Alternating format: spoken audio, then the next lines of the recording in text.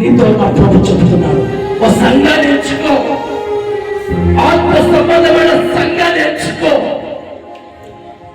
ఆత్మ సంబంధమైన సంఘాన్ని ఎంచుకో, ఆత్మ సంబంధమైన సంఘానికి వెళ్ళు, ఆత్మ సంబంధమైన సంఘం కొరకు ఖర్చు పెట్టు, ప్రయాసపడు, ప్రయాణాలు చేయి.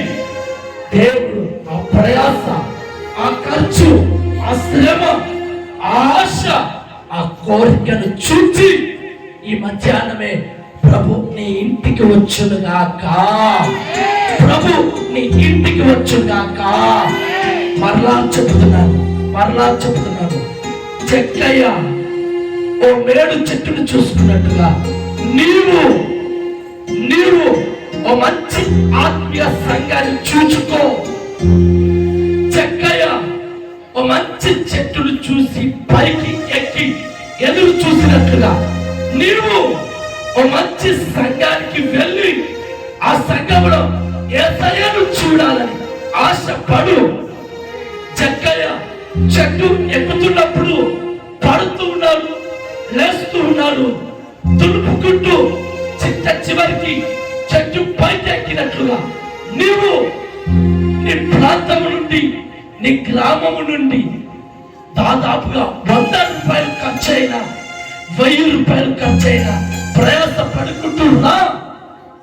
ఆ ప్రయాసను దేవుడు చూచి ఈ మధ్యాహ్నం నా ప్రభు నీ ఇంటికి వచ్చును గాక. విశ్వసించిన వారు గట్టిగా చప్పట్లు కొట్టండి. ఆగండి. ఇప్పుడే దేవుడు మీ ప్రార్థనలు విని మీ ఇంటిలో వేచి చూచునుగాక, మీ కొరకు కనిపెట్టుకొని ఉండునుగాక. మీ కొరకు మీ దేవుడు, మన దేవుడు ఆ ఇంటిలో సాతాను శోధనను తీసివేయునుగాక.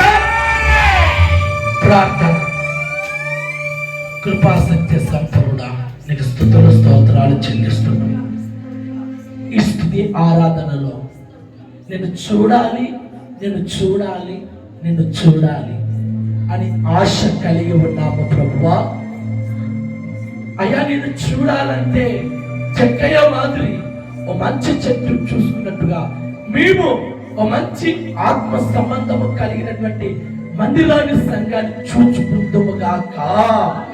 చెక్కయ్య ఓ మేడు చెట్టును చూసుకొని ఆ చెట్టు పైకి ఎక్కినట్టుగా మేము కూడా ఓ మంచి సంఘాన్ని చూసుకొని ఆ సంఘంలోకి వెళుతుముగాక. చెక్కయ్య చెట్టు ఎక్కడానికి కింద పడుతూ లేస్తూ ఎలా చివరిగా పైకెక్కి యేసు కొరకు ఎదురు చూసినట్టుగా మేము కూడా మేముంటున్న గ్రామము నుండి, మేముంటున్నటువంటి ఇంటి నుంచి ఖర్చైనా ప్రయాసైనా నీ సంఘానికి వచ్చుదుగాక. యేసయ్యా మరి చెక్కయ్యని పిలిచి చెక్కయ్య ఇంటికి వెళ్ళిన నీవు ఈరోజు నేను పిలుస్తున్నాను, ఆహ్వానిస్తున్నాను ప్రభా. నువ్వు నా ఇంటికి రా, నా ఇంటిలో ఉన్న పాపమును తీసివేయి, నా ఇంటిలో ఉన్న కష్టాన్ని తీసివేయి, నా ఇంటిలో ఉన్న రోగాన్ని తీసివేయి, నా ఇంటిలో ఉన్న ఆర్థికపరమైన ఇబ్బందులు తీసివేయి, నా ఇంటిలో ఉన్న చెడు అలవాట్లు తీసివేయి, నా ఇంటిలో ఉన్నటువంటి చెడు సహవాసం తీసివేయి.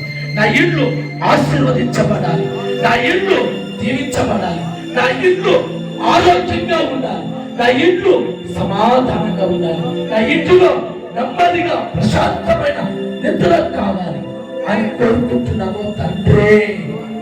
యేసు నామములో అడిగి వేడుకుంటున్నాము తండ్రి. ఆమేన్.